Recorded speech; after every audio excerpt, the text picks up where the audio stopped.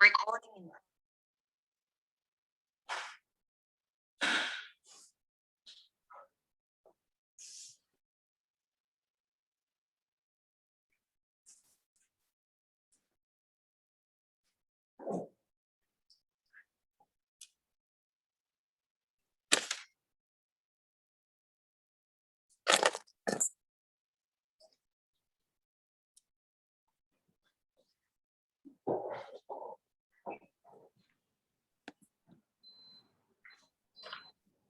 Good morning. Good morning, Nadia. How are you? Alhamdulillah.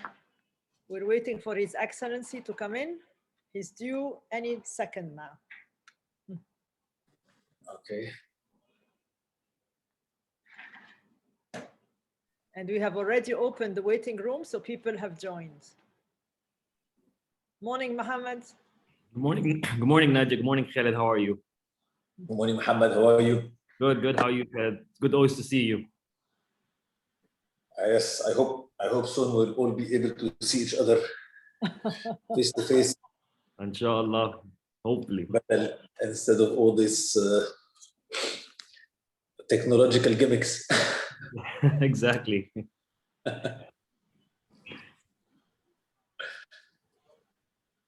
بس يعني thank God for technology, at least we have this. ده حقيقي. ده حقيقي.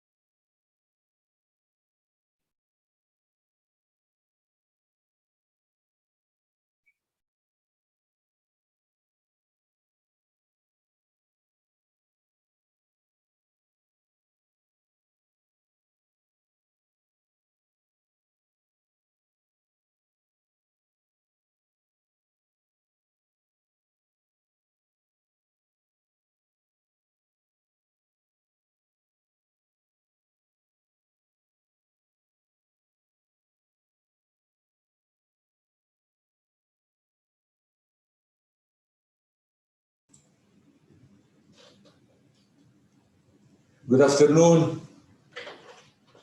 Good afternoon, Your Excellency. معالي الوزير صباح الخير.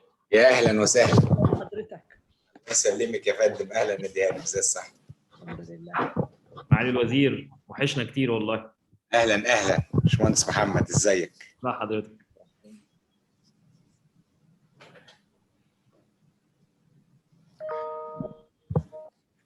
ثانية واحدة يا فندم، احنا الناس بندخل الناس دلوقتي. ولا يهمك، احنا مش مستعجلين. انت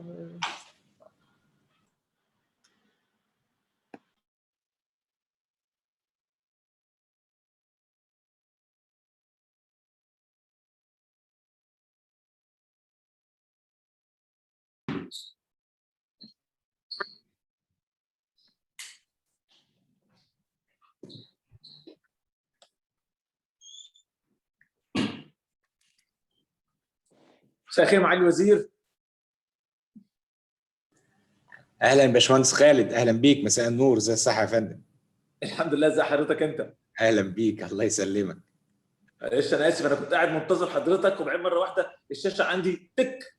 لا مفيش طبعا اللي هو مشكله. ابتديت حاله بانيك. ايه اللي حصل؟ التكنولوجيا يا اخي. احنا جاهزين ولا يهمك. خلاص يا فندم، اهلا بيك، ويعني ثانك يو على دعمك المستمر لبيبا، ويعني مشاركتك المستمره معانا يا فندم. لا ده شيء يسعدنا. الله يخليك يا فندم. نادية, shall we start? Yes, please. We're ready to go. Thank you. Ladies and gentlemen, I'm Khaled Mousser, chairman of BEBA.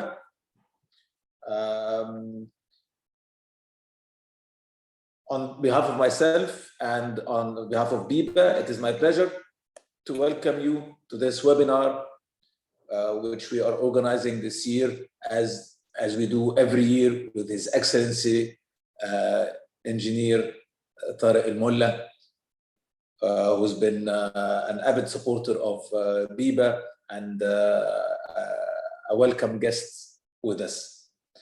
Today's webinar will discuss oil and gas achievements and the challenges facing the oil sector in Egypt. Oil and gas is one of the most dynamic industries in Egypt, and hydrocarbon production is by far the largest single industrial activity in the country. Egypt has significant energy resources, both in traditional fossil fuels and in renewable energy, and a lot of plans are being put to make Egypt a focused country and one of the main players in the markets worldwide. And Engineer Tarek, of course, is spearheading these efforts. I'd like to welcome His Excellency, and I'd also like to welcome our moderator today, Mr. Mohamed Fouad, Managing Director and Partner of Egypt Oil and Gas. Thank you for joining us. I'd like to thank our sponsors for their continuous support to our association. Our main sponsors today are BP Egypt, Shell Egypt, TAQA Arabia. And I'd also like to thank our event partners, Banque du Caire, CIB Egypt, Polaris Park, QNB Al Ahly. We'll now play a 2-minute video for each sponsor. So please join us in watching it.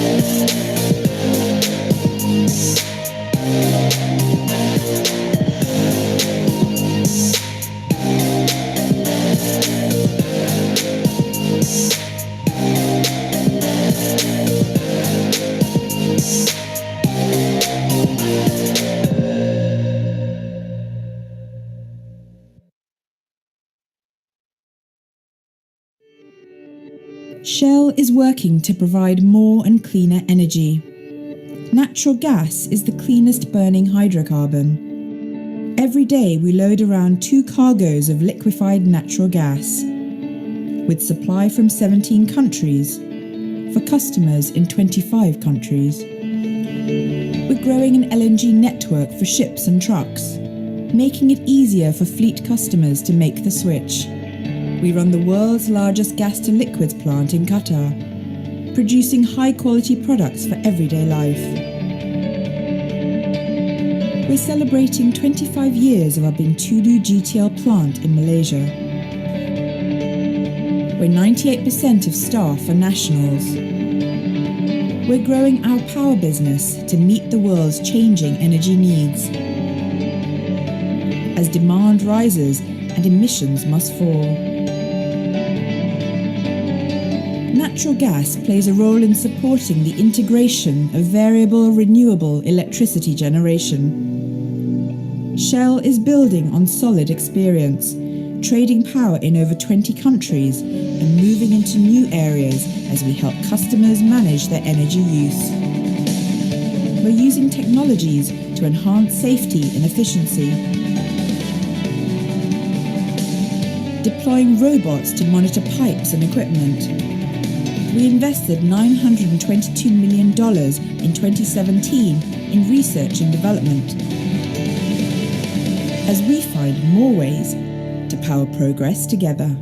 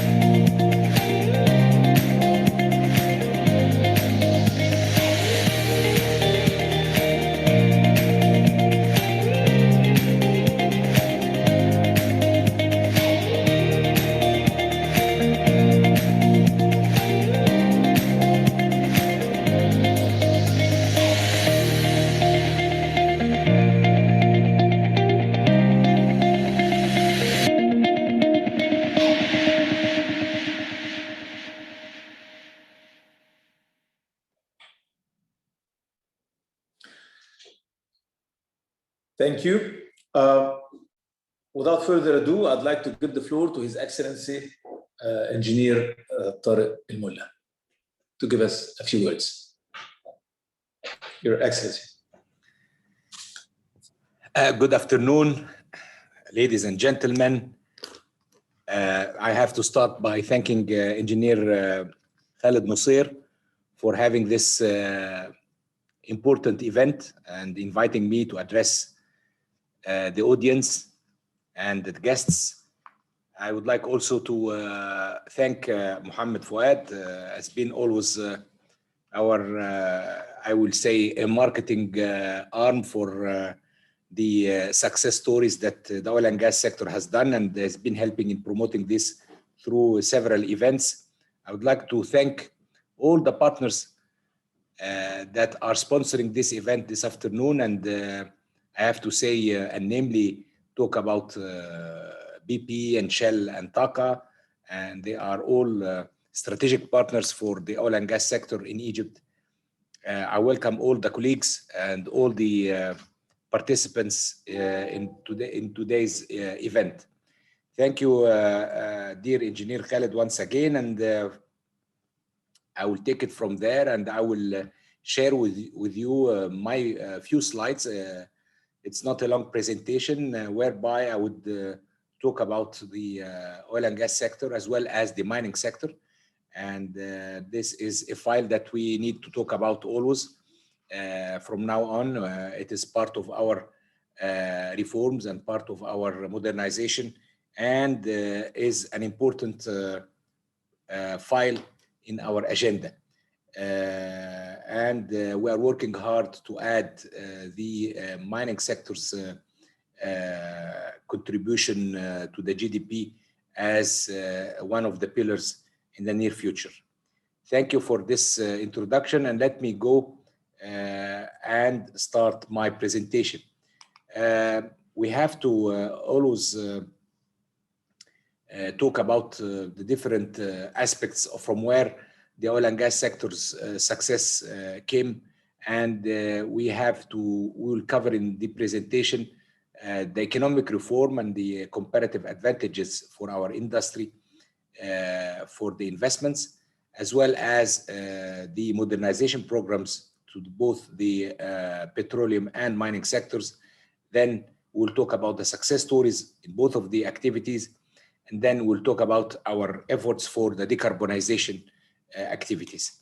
Having said so, we'll start by the economic reforms, and we have to talk about the Egypt's Vision 2030, whereby a few years back, when Egypt did put its 2030 vision, it has put very clear goals, whereby we would have to develop a unified long-term vision, to have Egypt as an active global player, to improve the efficiency of basic services, and to align our strategic development strategies, sustainable development strategies, with the post-2015 UN Sustainable Development Goals, and the development strategy for Africa 2063, then monitoring the implementation of the strategy. Having that said, we as well in the oil and gas sector, we have to say that in the implementation of the vision, we started the Egyptian economic reform, and you know that we had launched a very comprehensive program in 2016, initiated by the Egyptian government in cooperation with the IMF. The program success reflected definitely in achieving positive indicators, and since we had with us the final figures of the fiscal year 2019 and 2020, yet a month to go for the 2021 fiscal year. So we'll talk about the indicators of last year for the economic growth, the investments, the market attractiveness, the inflation rates, as well as the unemployment rate, who had declined progressively. These were all positive factors to overcoming the COVID-19 crisis in Egypt, as you have all seen, as well as you can see that we have been able also to receive recognition from international organizations. And in April 21, the IMF announced that Egypt is the second largest economy in the Arab region in 2020.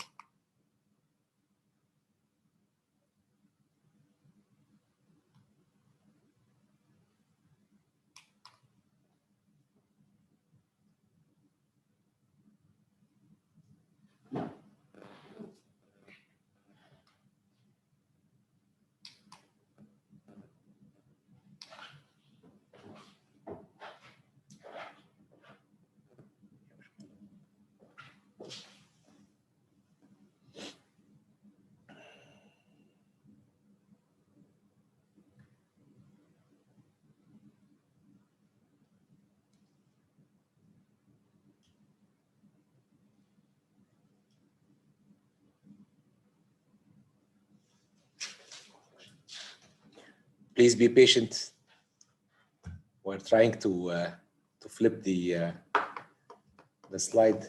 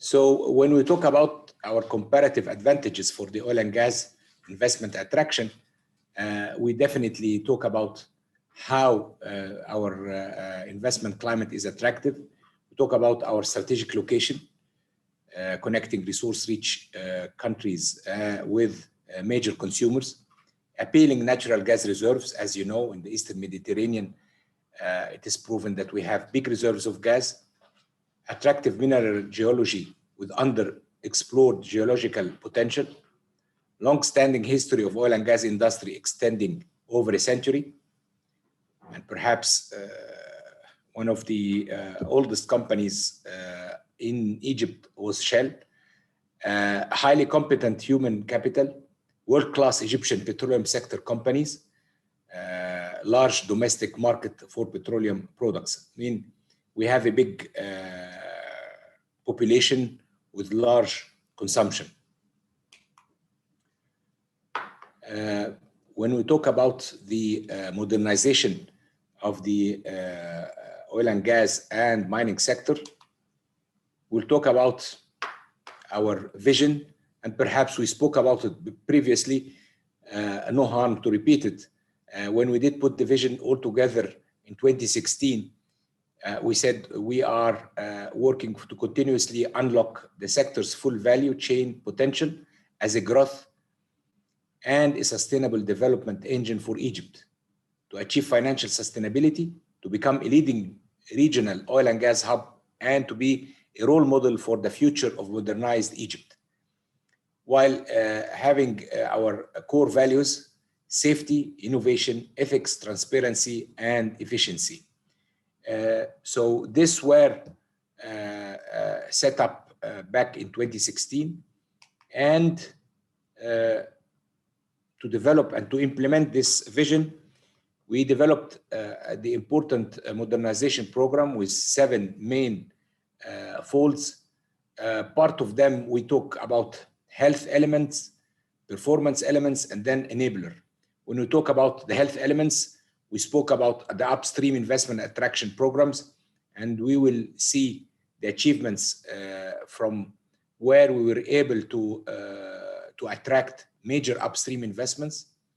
The sector structure reform, which means a lot of organization structure and restructuring several segments within the sector, as well as the HR management, capacity building, and human resources development. When we talk about performance elements, we speak about the downstream performance and the energy efficiency. We speak about the upstream performance and the hub strategy. And as you know now, we all have aligned together, and Egypt now is saying what we've been sponsoring since 2016 about being a hub. So not only an energy hub, but a hub for a lot of other activities. Enablers, and now you see the digital transformation, among which we have several underneath programs. We still maintain our core values as we spoke during the previous slide.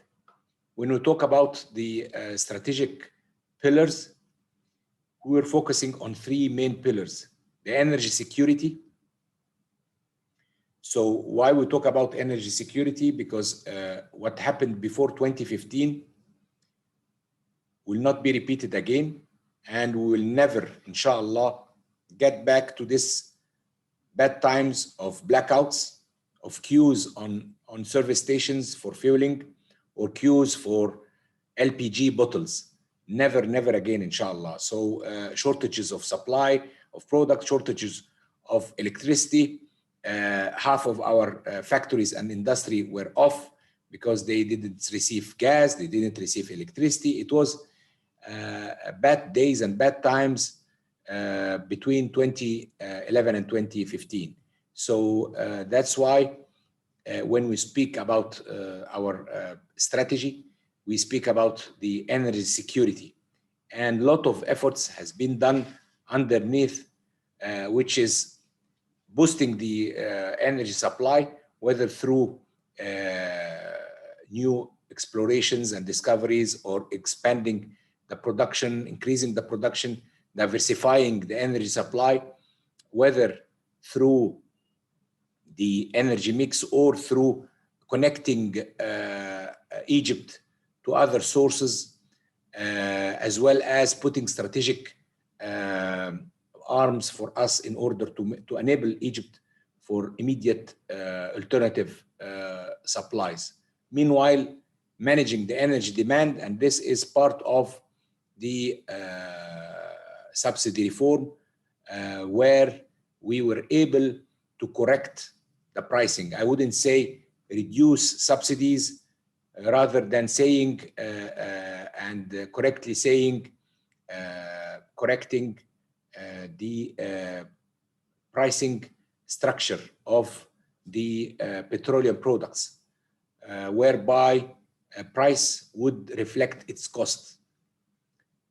Finally, promoting the decarbonization, we should act responsive and responsible, and we need to align with the global efforts in order to reduce emissions and reduce CO2 emissions, and have a clean world and clean air through green energy, and a lot of efforts in order to reduce the current emissions that we have from different projects and different factories. Financial sustainability is the second pillar of our sector. So addressing historic arrears and financial interdependencies, and this is of course one of the most important files that we've addressed, which is how we were able to reduce our overdues to our partners dramatically, as well as the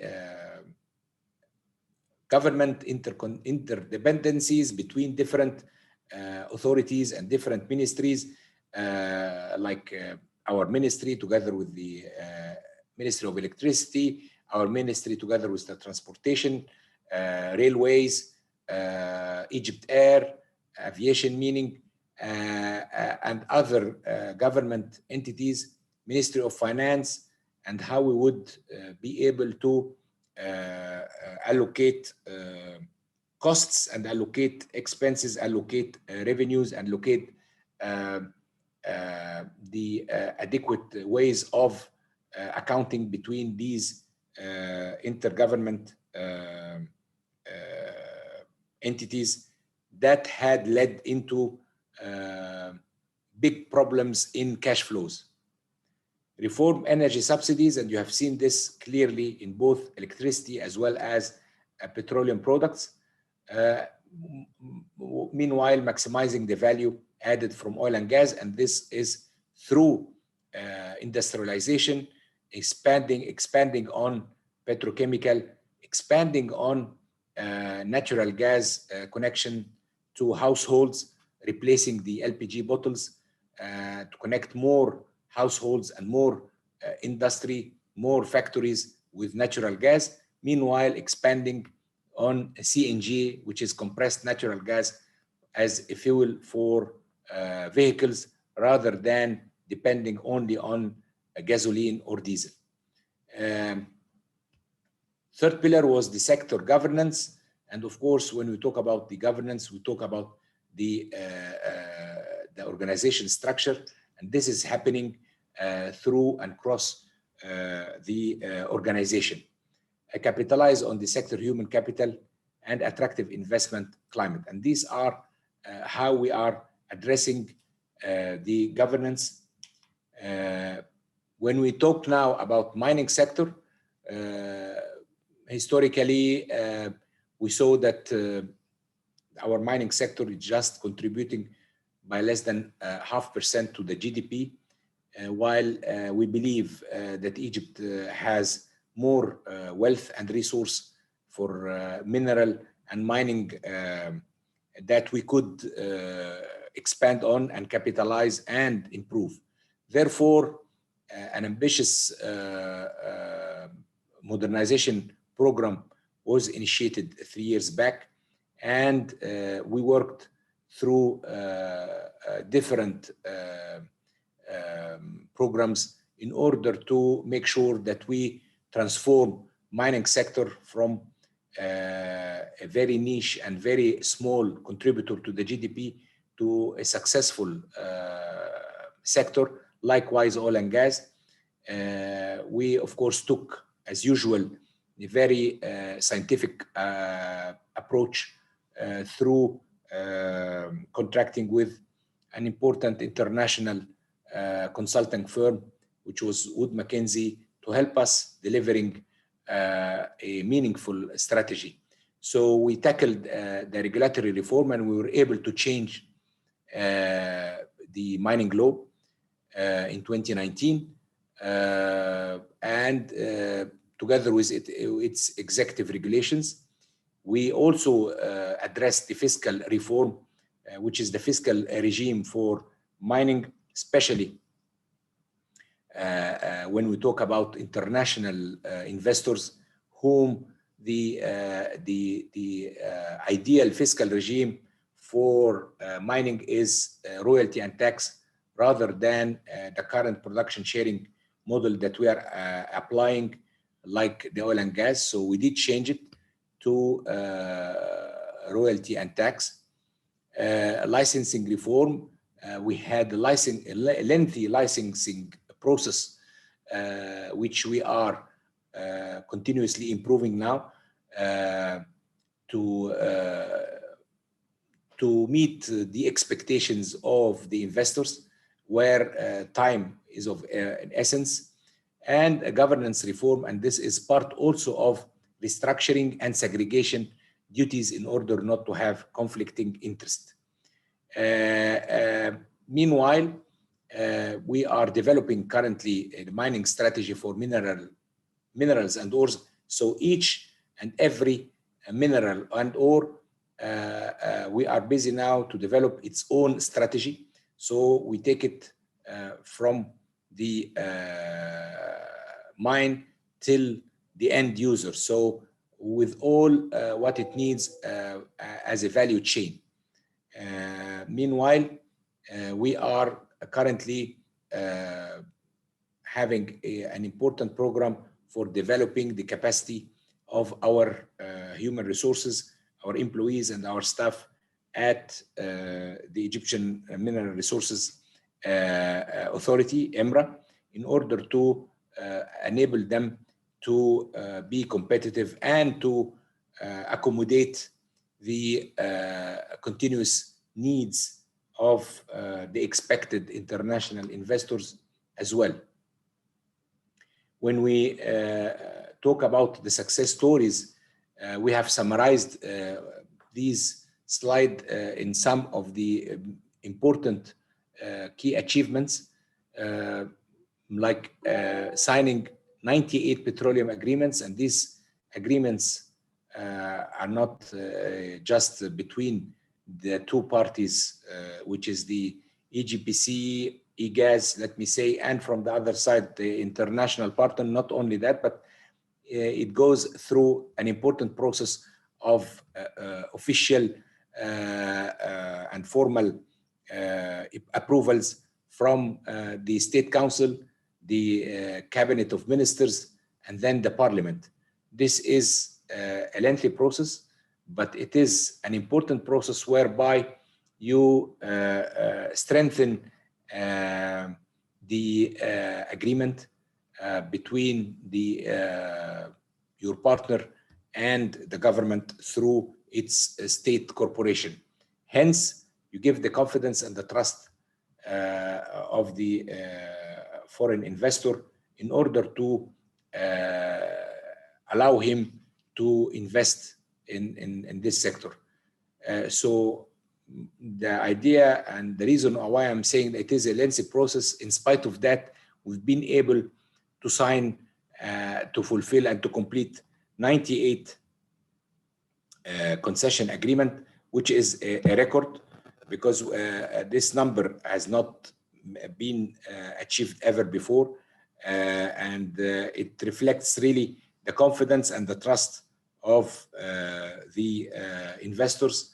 When we talk about an average of about 6 during the past 6 years, to say about 16 agreement per year, it is a world record.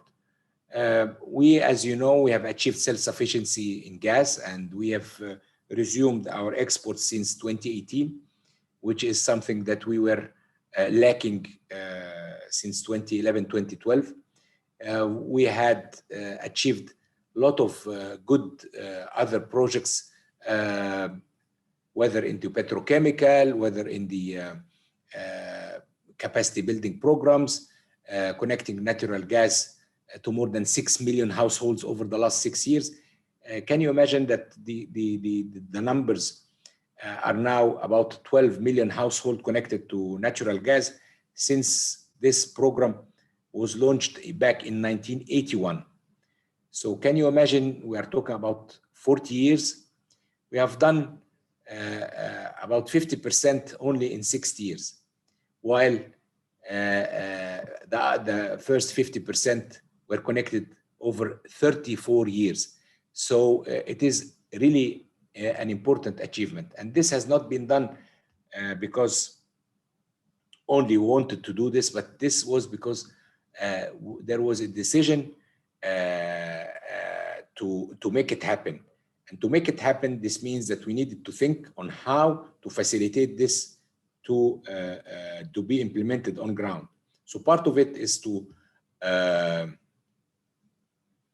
overcome the bureaucracy and the lengthy process of approvals for licensing and allowing the contractors and the contracting gas companies to go into to cities and towns to do their works, digging into roads and streets, as well as getting all the approvals from different authorities, whether it is roads, whether it is municipalities, whether it is electricity.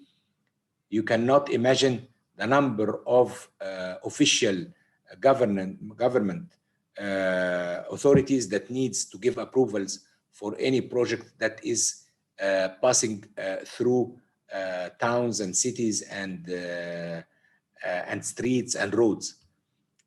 In spite of that, because there is a determination to overcome this in alignment with the government, in alignment with different governors and ministers under the auspices of His Excellency the President, we've been able to connect now this 6 million over the last 6 years. However, we've been able to increase the rate of connectivity from 600, 700 units per year to 1 million, to 1.2 million units per year. Not only that, but we also introduced installments. So we are facilitating for people because this is a subsidized project. So the government pays £4,000 and the house owner would pay £2,200. So it is an amount of about 6.2 4,000 Egyptian pounds for each connection, for each home, for each house. So the 4,000 pounds is the share of the government, while the 2,200 pounds are paid by the owner of the apartment or the owner of the house. So these 2,200 are being now paid on through installments over 6 years by 30 pounds per month only. All these things have really encouraged the people to come on and to contract with the different gas companies in order to get their homes connected with gas. I have to tell you that this is an important project because it is releasing us from the heavily subsidized LPG bottles, which we are importing more than 50% of our needs. And few years back, we were importing about 4.2 million. This is the consumption, 4 million tons per year. Half of it, let me say 2 million tons are imported. Now we are importing only about 1.6 in spite of the increase in our population each year.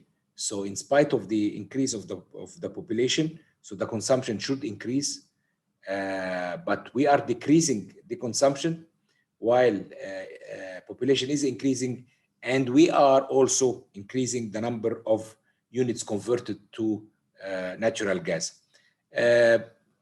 We have also, as you've heard and you've seen, the campaigns and the major project for expanding for CNG usage, the number of stations and the number of centers that we are having now in order to convert gasoline cars to be dual fuel, gasoline and CNG.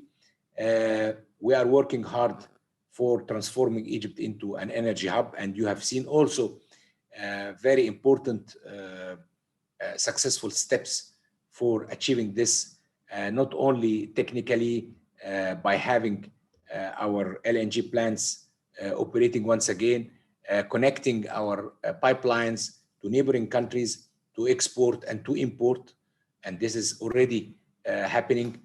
Not only that, but also with establishing very good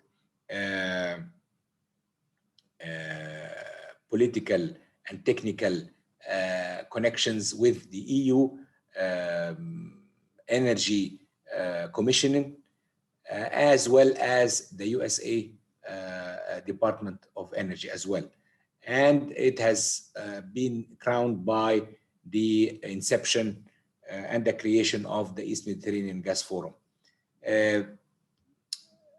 Also, for the mining sector, after the reforms, we've been able to launch the first international bid round for gold, and was really successful, while this was launched during the pandemic. From this map, you will see this is the Egyptian map. You see in the north, this is our Mediterranean shores, and the offshore, as you see, different small blocks and with different brands of our international partners, the international oil companies. You see a mosaic of different flags of different companies, strategic partners, newcomers, as well as in the Delta, as well as Western Desert, the Eastern Desert, and the Red Sea for the first time.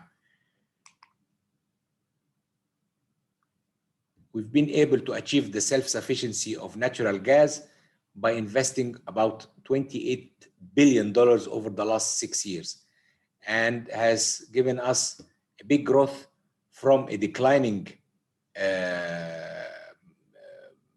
segment of about 11% per year to a growth of 25% only for the gas activity. when we talk about the refineries, when we speak about important projects, this important project, when you talk about 4 main projects, while we've been able to also upgrade several other refineries where the quality of product were not matching. So we had on books surplus capacity of refining, while the products coming yielding from these refineries were not acceptable in the market, not only in Egypt but internationally, where these refineries were very old and not environmentally friendly, and not efficient as well.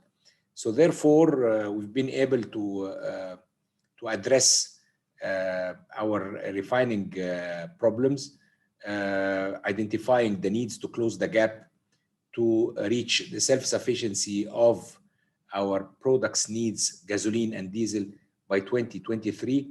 And going through the roadmap, we were up till now able to achieve some $4.6 billion of investments, adding about 6 million tons per year of white products, which is gasoline, diesel, and jet fuel, reducing 35% of what we used to import. We will reach 0% of importation of gasoline and diesel by end of 2023, inshallah. CNG, as I was talking, under the patronage of His Excellency President Sisi, he is sponsoring and pushing for such important project. We've been able now to have more than 370,000 vehicles converted to CNG, among which 42,000 were done only last year. This year we will have more than 50,000 cars. We have now more than 330 stations of natural gas, of CNG, while till last year they were only 200. So we've been able to add about 130 stations in less than 9 months. We are planning to have more 400,000 vehicles running by CNG. Some of them will be converted, which is the 150, and this will be converted through our centers that are attached to our CNG stations all over the country. Meanwhile, we have 4 important CNG players. We have Cargas, we have Gastec, we have Taqa, and we have, they have the brand of Master, and the 4th is Total. And these 4 are the companies that are working in the field of CNG, and they have also conversion centers, replacing 250,000 cars, where by the local car manufacturing in Egypt, they will have the conversion kits and the CNG facility installed in the car, in the manufacturer here in Egypt. So the car will get out from the factory ready with the CNG and gasoline together. So they will not need to go to any centers to replace and to add the CNG with gasoline. The hub, as I was telling you earlier, so you've seen a lot of important efforts that has been done over the last few years. The picture in the middle, when His Excellency President Sisi met with the different energy ministers of not only the 7 founding countries, but also the Energy Secretary of the United States of America, who for the first time came and visited Egypt in July 2019. For the first bid round of gold, as I was saying, we were able for the first time ever to award 82 blocks for 14,000 square kilometers, and the companies awarded were 7 international foreign companies and 4 Egyptian companies. And as a first time, they are committed to invest 60 million, and this is only for the first phase of the first 2 years for just further exploration activities. While we've launched immediately the second round, which is still on. We haven't closed the date yet. The investments over the last 6 years were about $74 billion. $48 billion have been executed already and in operation. $17 billion are projects under development and will be completed within the coming 2 years, while $9 billion are projects in the pipeline and ready for final approvals. Our contribution to GDP for last year, oil and gas sector was the highest in the country. So we contributed with 24% in comparison to others, as you see, communication, construction, wholesale, and trade. The highest growth rate achieved in the 4 sectors was the oil refining. So, and perhaps last year was an important year because we had added 2 important projects. One of them was the ERC in Cairo Mustorod, an important project that added about 4 million tons of gasoline, diesel, jet fuel, as well as an important project in Alexandria, which is the expansion of Enerbic, adding about 700,000 tons of gasoline. So that's why it has made a big contribution to the growth rate last year of 25%. Decarbonization activities, since we are responsible, we're responsive, we owe the community and the world to align and to focus on green fuels and energy transition. So this is part of our priorities. We had participated together with Ministry of Electricity for an integrated sustainable energy strategy 2035. We are currently updating it. We had an important milestone strategy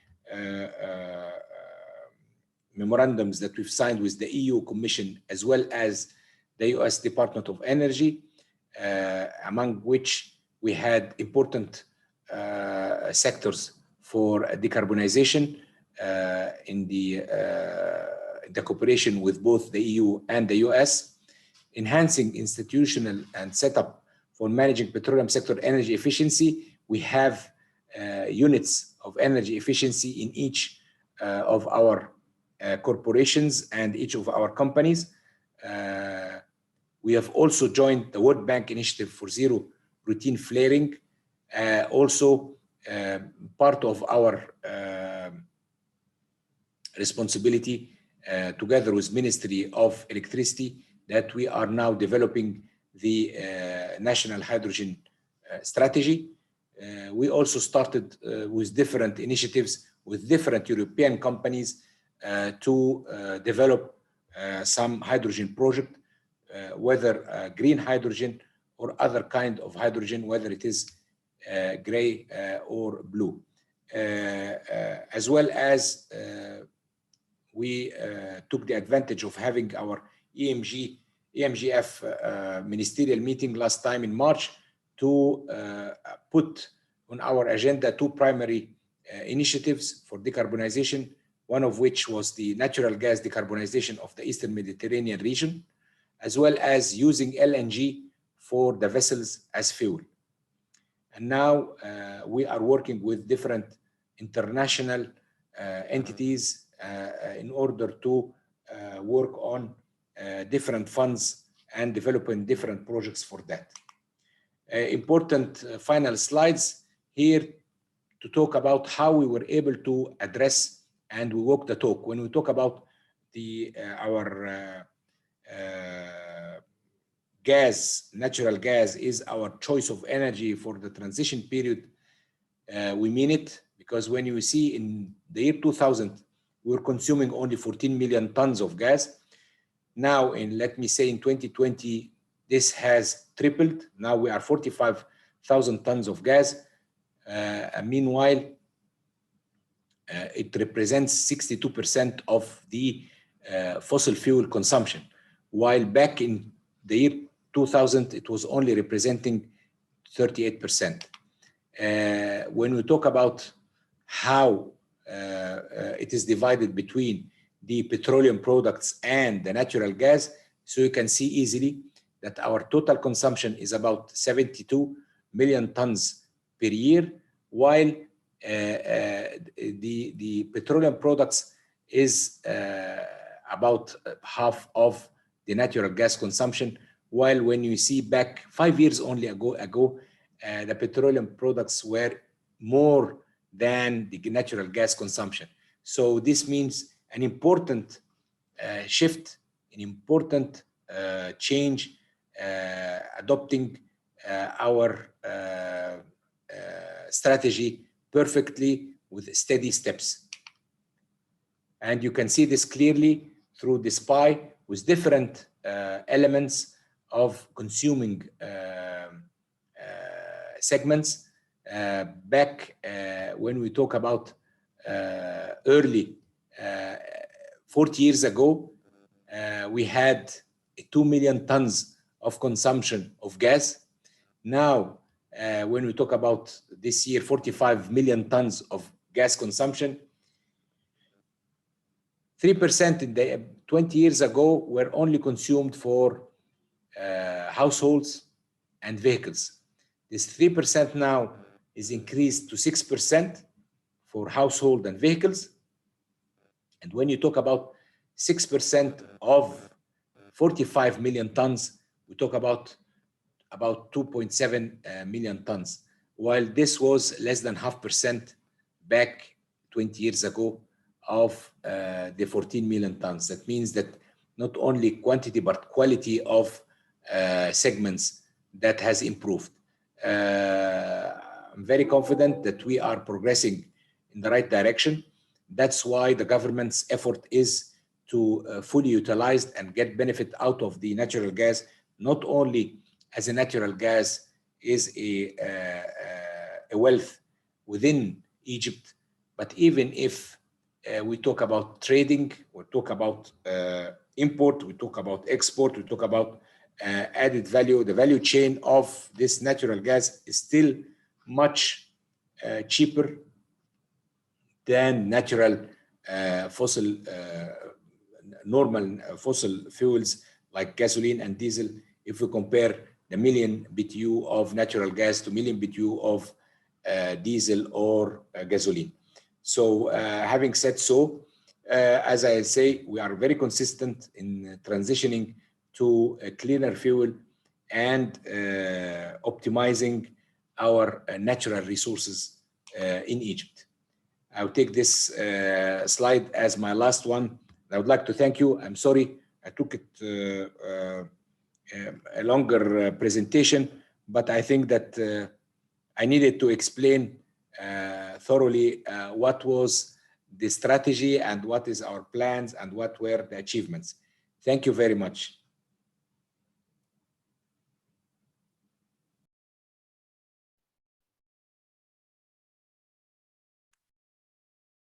Thank you very much, Your Excellency, for an excellent presentation with all the different highlights and strategies, and of course the main achievements that you've highlighted, which are very important, of course, especially when you talked about the connecting the natural gas to over 6 million households. I think that was a very important highlight to understand and see that over the past 6 years, 6 million out of 12 million in 40 years, that is a big achievement. But thank you for all the information that you have shared with us.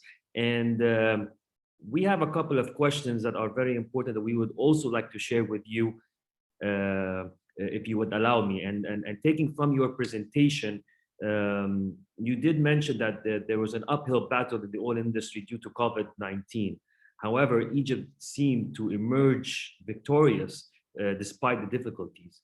What were the key indicators for this success, in your opinion, throughout the COVID?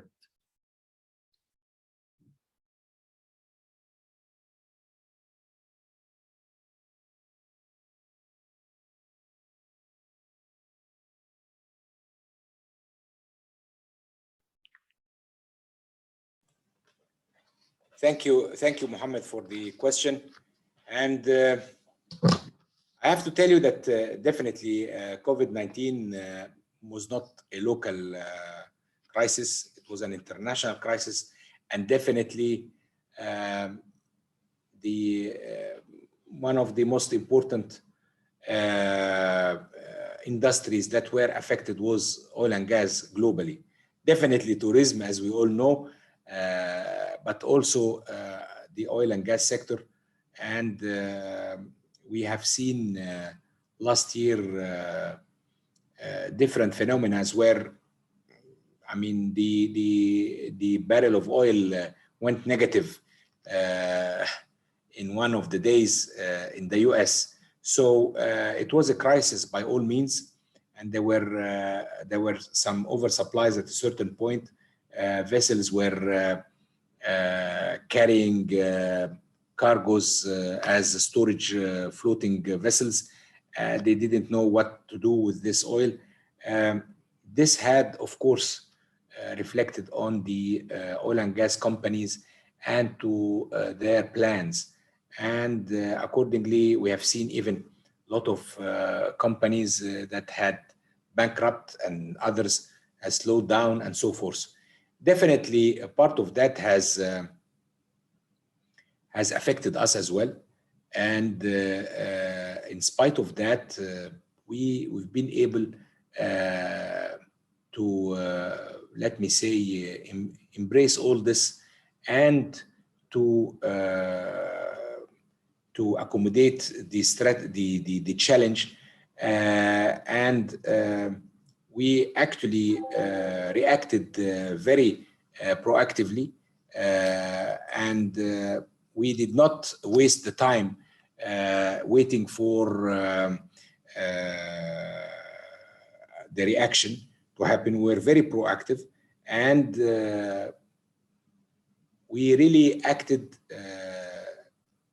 immediately through adopting all the precautionary measures all over the sector, whether in the producing fields or in the distribution networks or in the administration and the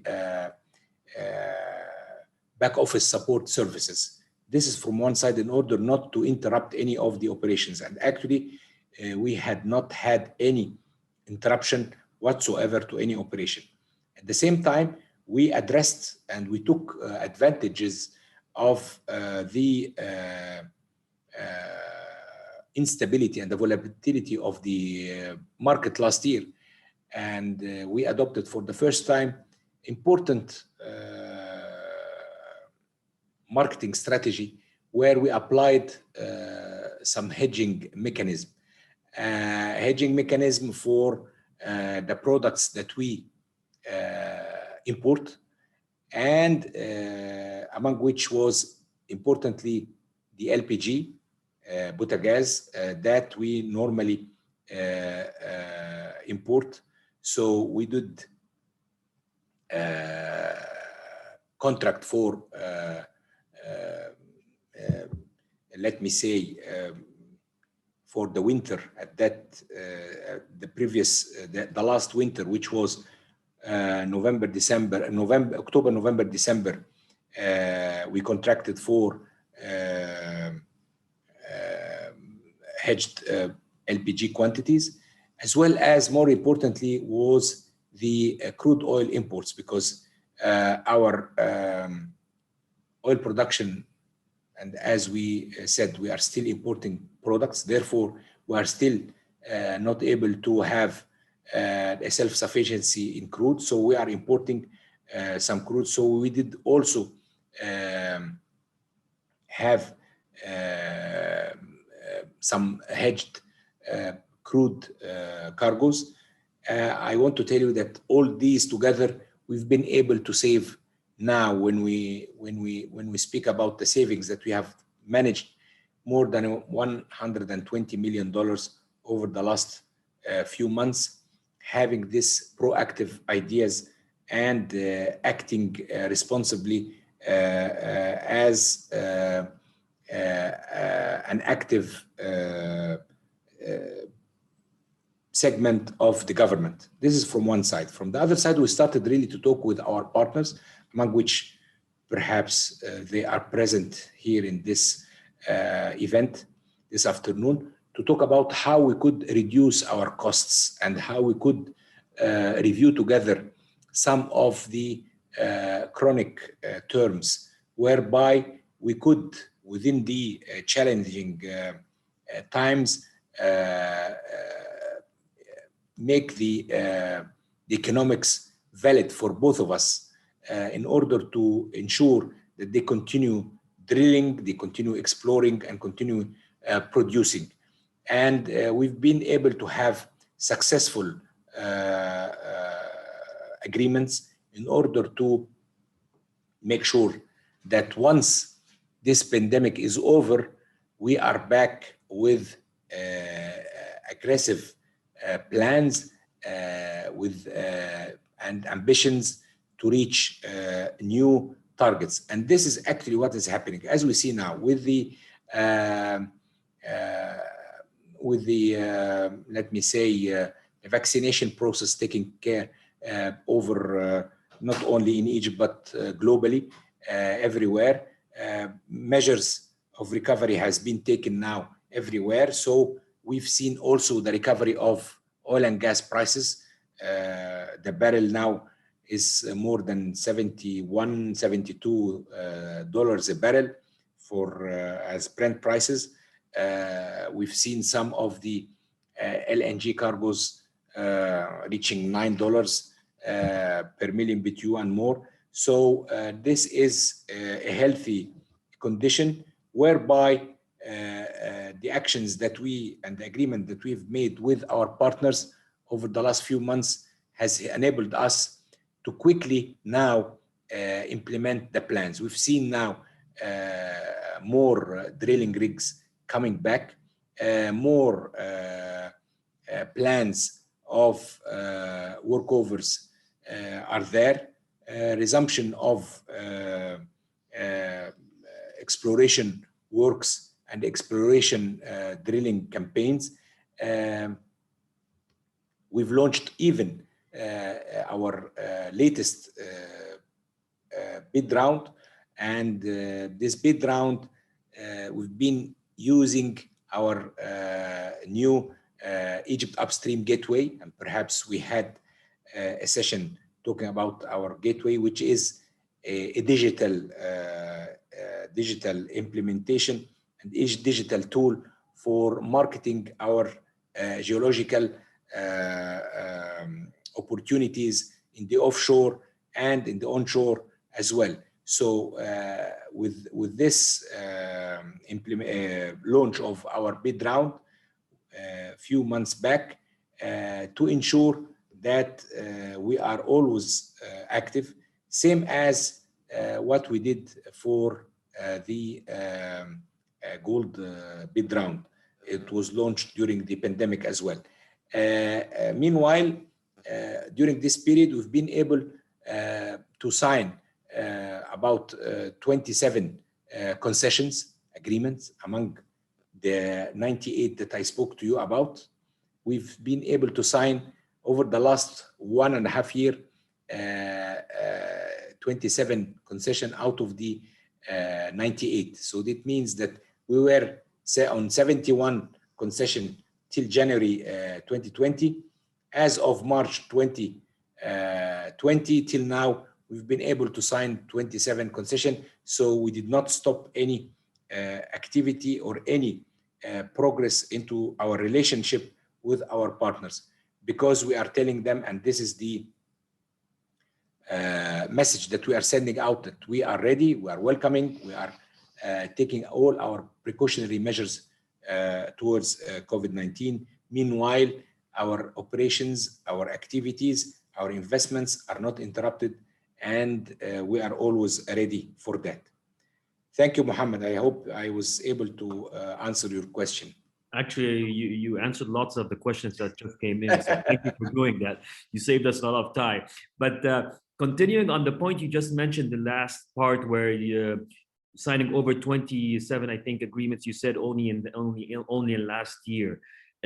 From those new agreements, we've seen new companies, not just existing companies, actually in the oil and gas market in Egypt actually participating. So, what makes Egypt more investor friendly today?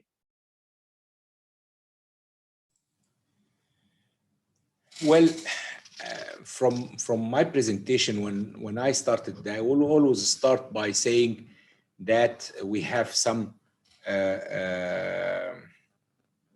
advantages in our oil and gas sectors, tools to attract investments. These advantages are coming from not only that we are positioned in the as a location between the different sources, producing markets and consuming markets and so forth, and strategically located in the middle, in the heart of the world and so forth, but also, as I said, because we have taken an important and pragmatic reform measures over the last few years, whether the government reforms, economic reforms, or oil and gas sectors reform, and both of them in alignment was able to reach the international oil and gas and the international energy community to hear and to see about the success stories that we had over the last few years. This has helped us into selling our story, into selling ourselves, and to market the oil and gas industry in Egypt in order to attract more companies. And part of that is when we had for the first time launched the Red Sea offshore, as well as the western side of our Mediterranean shores. For the first time, we were able to receive and to award and to contract with super major companies like ExxonMobil or like Chevron, and as well as our strategic partners like Shell, like BP, like Total, and they did not stop into having also interests in new and frontier areas. We are transparent. We are addressing all the challenges that historically were raised by companies and partners.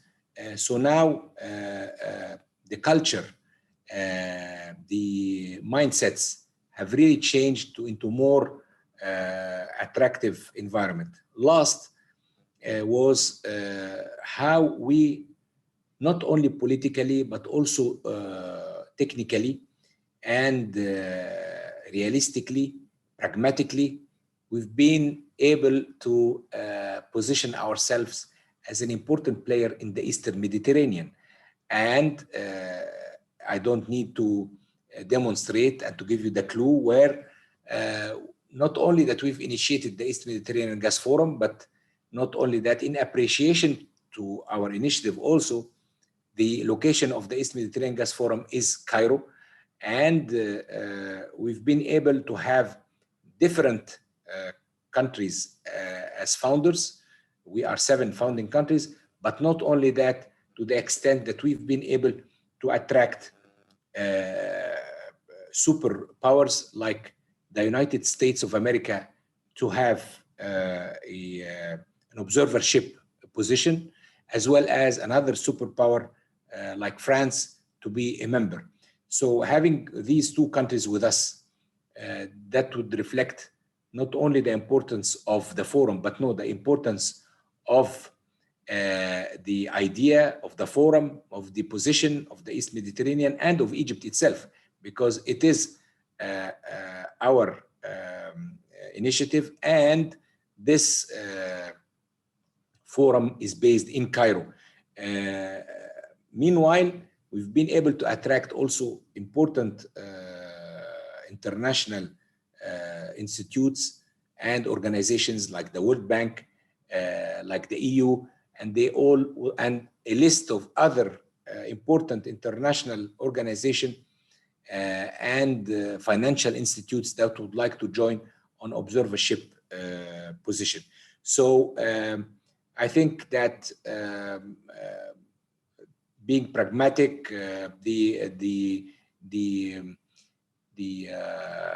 leadership of our president, President Sisi, how we are open to global international community, how we align our policies with our strategies, with our responsibilities. I think that this is all helping us to have a credible market and a credible environment and a credible oil and gas and mining sector always, inshallah. Thank you. Thank you so much, Your Excellency. Of course, it goes without saying, if we continue on all the questions we have, we're going to have a long day, especially that we really enjoy having these discussions specifically with yourself. But before we go, I just want to take one more question with regarding to the downstream side of the industry, and you discussed a lot the role beginning from the natural gas delivery project to the car conversion CNG projects that are happening in Egypt. So can you please elaborate more and share with us some of the highlights of each project that you would like to share?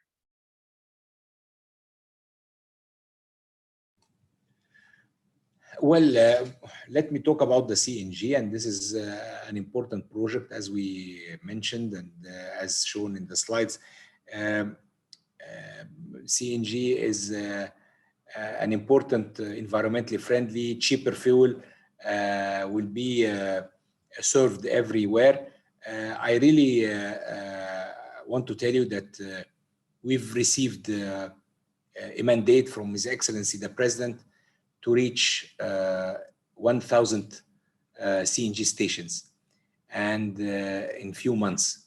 So we are running now. We are doing all our efforts in order to make sure that we have a very well distributed network of CNG stations. We have geared up with all our partners, whether it is national state oil companies or private sector companies or independent or international companies. I meet with them all. We have regular meetings. We are helping them, allowing them to receive their permits, their licensing, their facilities with banks, with their facilities for importation, their facilities in order to reach out with the manufacturers of the equipment that are used in the CNG stations, like the compressors, like the dispensers. And we've made a global procurement in order to meet the deadlines that the President has set, as well as we coordinated with the Prime Minister's office in order to coordinate with each governorate and each municipality in order to allow and to facilitate the permits and the approvals. It is a very important project and has not been and not heard of before at anywhere else. And if we were able, inshallah, to achieve this number, we will allow this important service of CNG to everyone. Not only that, in the meanwhile, in the interim period, I want to say that we've purchased mobile stations so that, and the first one has already arrived. It is moving on the roads now. And within July, other 10 mobile CNG stations will arrive in order to be able to confirm and to give the comfort for customers and motorists that this service will be available everywhere. The the strategy that we are adopting is to have all roads, all cities, all governorates connected with CNG, with natural gas, will be a priority for CNG stations. We will have both gasoline, diesel in the stations. Then we will add also the service of CNG. So it will be one of the offerings of any vehicle owner to get into a station to choose and to select any of the products. At the same time, we've been able to contract with the different government governorates, especially Cairo and Alexandria and Giza, for transforming their buses, public buses, to run by CNG as well, because this is a big segment that is consuming a lot of diesel. So we can save a lot of this diesel by using CNG. Last but not least, for the household connections, we are expanding, as I say, by 1.2 million household per year. But for governorates that are not connected to the gas grid, and one of them is Al-Wadi Al-Jadid, for example. So we have, namely Taqa, for example, who has the concession of Al-Wadi Al-Jadid. We've been able to let them work there and to connect houses there and homes in different cities in Al-Wadi Al-Jadid.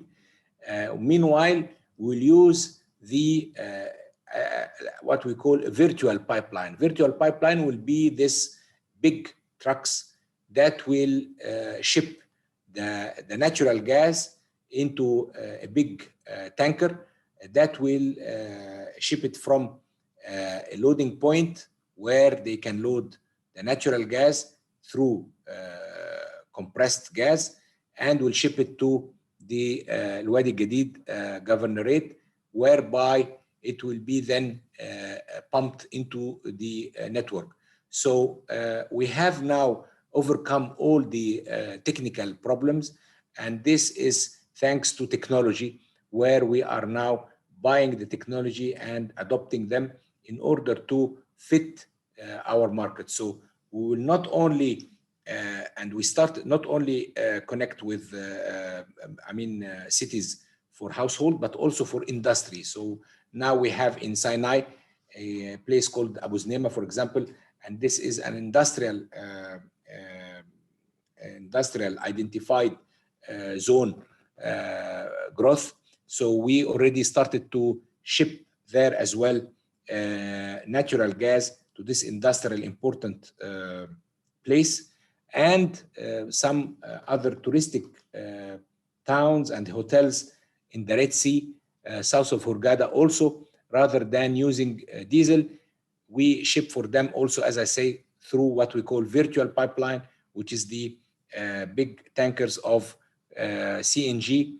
We load them with gas or compressed gas, and then they unload there in the facility, whether it is a hotel, whether it is an industry, whether it is a household community. And this means that within the coming few years, you will see a big shift in the consumption. So when I was showing the pie where it shows that 6% only of our natural gas is consumed for vehicles and for household, we can see this 6% will jump into 10%. And this is something that we need. And this is something that really shows the energy mix progression in the right direction. We are optimizing on our natural resource. As I say, it will save for Egypt's a lot of money spent on higher and more expensive fuel like diesel or gasoline. At the same time, it will open the opportunity for medium and small industries and for private sector to join all these different activities that will be created through the value chain of natural gas. And this is part of the reform that we have done already through creating an independent gas regulator 3 years ago with its gas law that will allow independent companies, private companies, and whoever would like to join this opportunity of big range of opportunity of industry that would add value to the economy in Egypt. Thank you, Mohamed.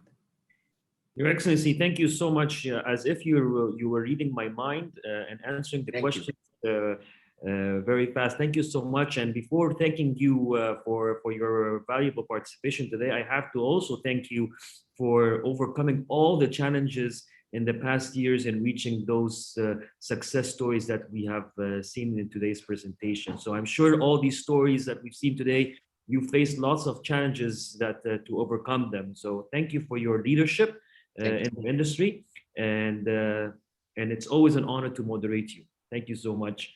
Khaled, thank you. Your Excellency, very, very, very impressive achievements in such a short time. I mean, and very informative.